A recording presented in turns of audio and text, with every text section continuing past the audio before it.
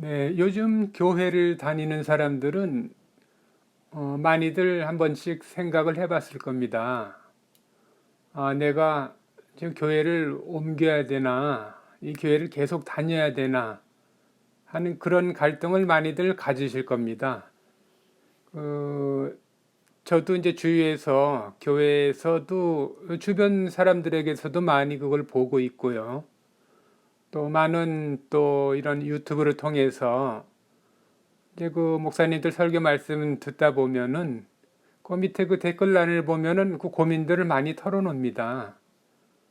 그 얼마 전에도 어떤 그 기독교에 대한 영상을 보고 있는데 그 아래 그 댓글 남긴 분이 그런 말씀을 좀 남겼더라고요. 그게 뭐냐면은 그 교회를 뭐 10여 년 이상 다녔는데 지금 교회를 내가 옮겨야 되나 아닌가 하는 거에 대한 그런 갈등을 갖고 있다는 얘기죠. 그래 어떤 사람은 뭐 옆에서 또 댓글로 한번 옮겨보라고도 권하고 그러는데 저는 그렇습니다. 저는 10여 년 이상 다니고 그랬으면은 그 다른 곳으로 옮겨도 별반 다르지 않으니까 그 교회를 좀 계속 다니시면 어떻겠는가.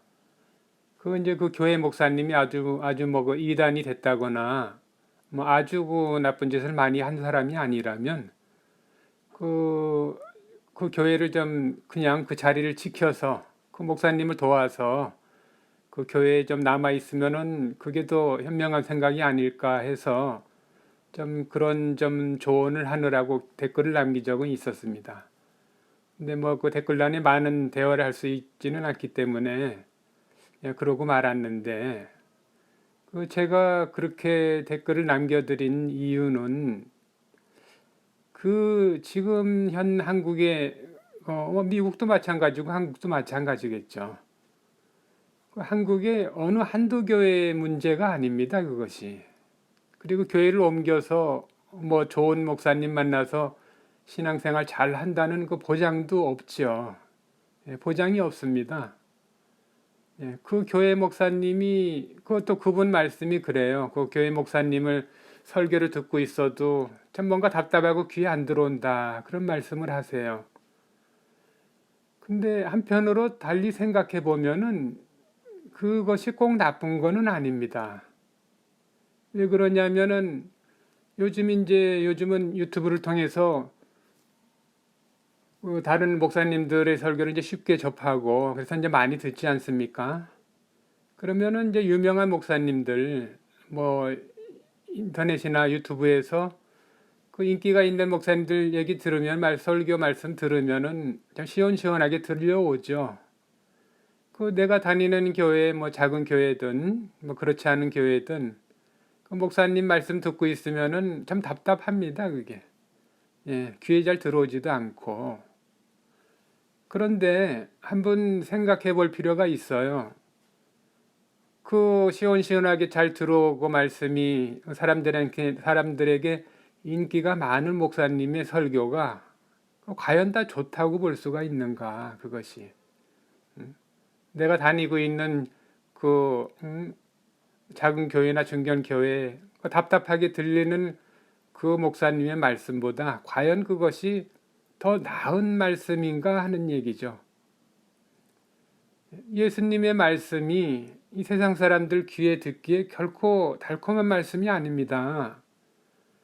예수님 말씀을 정말 예수님 입에서 나온 그 요한복음이라든가 그런 곳에 있는 예수님의 입에서 직접 나온 말씀은 직접 바로 전하면은요, 사람들이 결코 그렇게 좋아할 말씀이 아닙니다, 그것이. 그것이 목사님들이 이제 그 말씀 위에 세상 사람들 또 교회 많이 또 전도해서 불러 모으고 또 불러 모아야 되죠. 그것은 이제 많이 성장시키고 해야 되죠. 그럼 그거는 목사님들이 또 해야 될 그런 일이고 하니까. 근데 그 예수님 말씀 위에 정말 그렇게 많이 모이고 성장시키기 위해서는 또 세상적인 달콤한 얘기들을 많이 이제 섞어서 전한다 이거죠. 예, 그런 좋은 얘기, 세상 사람들 듣기 좋은 얘기 많이 해주면 그 인기도 올라가고 그 사람들이 참 굉장히 말씀도 시원하고 재미있고 또 서로 사랑하라는 말씀도 너무 참 좋고 하니까 많이 이게 그 인기를 끌 수 있는 비결이 됩니다. 그런 설교를 하면은.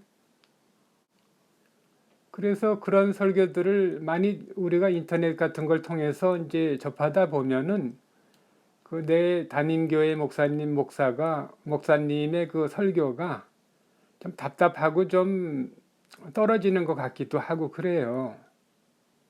그런데 중요한 것이 있습니다. 그 목사님의 말씀이 좀 답답하고 모자란 것 같아도 그 안에 하나님께서 다 역사를 하십니다. 그 목사님의 그 설교 안에서도. 그리고 그 목사님의 작은 교회든 큰 교회든 하나님께서 똑같이 역사는 똑같이 하는 겁니다. 그것이. 작은 교회라고 뭐 덜 역사하시고 큰 교회라고 많이 역사하시는 것은 아니에요. 그래서 저는 그분에게 그 교회를 계속 다니면 어떤가 하는 그런 그 말씀을 좀 드려본 겁니다. 요즘 저희 믿는 사람들이나 안 믿는 사람들도 많이들 얘기합니다. 아, 말세가 가까이 온 것이 아닌가. 지금 우리들이 이런 시대를 지금 살고 있습니다. 그 교회가 많이 부흥되고 성장할 때도 있지만은 지금은 그런 시기는 좀 지난 것 같아요.